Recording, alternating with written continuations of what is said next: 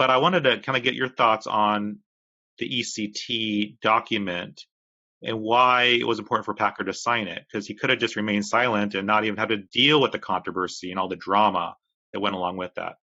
I think we need to remember the political context of this. Bill Clinton's become president, and people are beginning to think this might not work out well. That it might be that Christianity comes under pressure in the United States.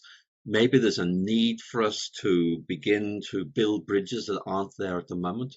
And bear in mind also that Packer was at Regent College, Vancouver. He was not at one of these big denominational schools in the United States, where any suggestion you talk to Roman Catholic would have been seen as very, very suspicious. Regent College was interdenominational, and actually people were quite relaxed about some things.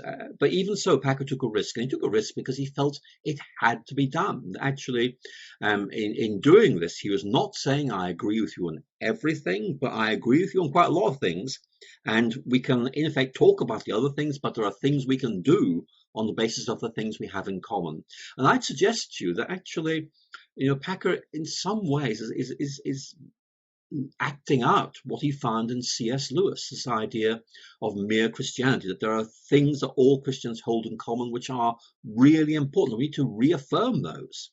And you can see how that plays into what he was doing. But you're right, it was very brave. It did generate controversy. People were very angry with him. I did, when I was writing to a lot of people, get some letters back which were really quite critical of him, just saying, he shouldn't have done this. And I have to say that more recent correspondence I've had, people shows a change of mind, that actually we can now see why he did it.